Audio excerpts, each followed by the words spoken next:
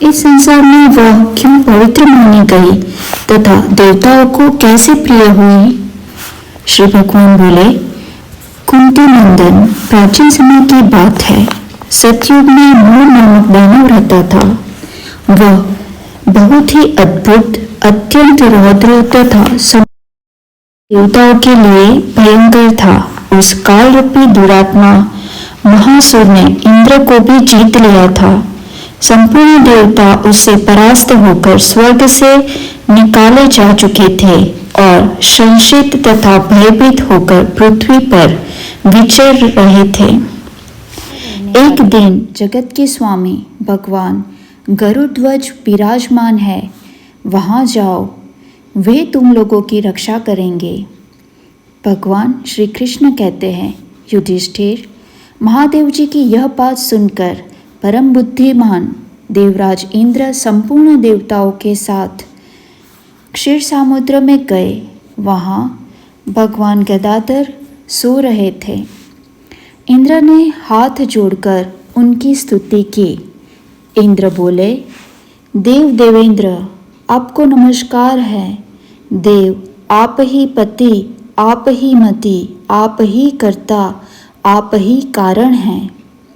आप ही सब लोगों की माता और आप ही जगत के पिता हैं। देवता और दानव दोनों ही आपकी वंदना करते हैं। पुंडरीकाक्ष, आप दैत्यों के शत्रु हैं। मधुसूदन, हम लोग की आप रक्षा कीजिए। प्रभु जगन्नाथ, अत्यंत उग्र स्वभाव वाले महाबली मूर नामक दैत्य ने इन संपूर्ण देवताओं को जीतकर स्वर्ग से बाहर निकाल दिया है।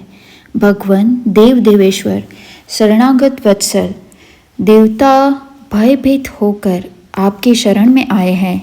दानवों का विनाश करने वाले कमल नयन भक्त वत्सल देव देवेश्वर जनार्दन, हमारी रक्षा कीजिए, रक्षा कीजिए। भगवान, शरण में आए हुए देवताओं की सहायता कीजिए। इंद्र की यह बात सुनकर भगवान विष्णु बोले, देवराज, वह दानव कैसा है, उसका स्वरूप और बल कैसा है तथा उस दुष्ट के रहने का स्थान कहाँ है?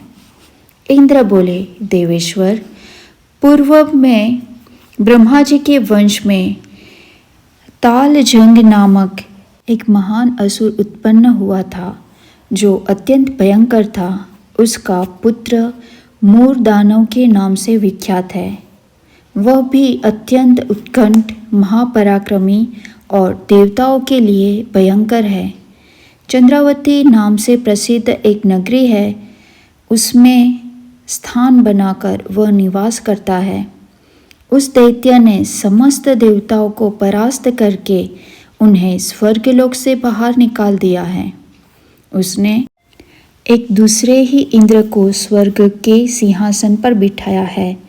अग्नि, चंद्रमा, सूर्य, वायु तथा वरुण भी उसने दूसरे ही बनाए हैं।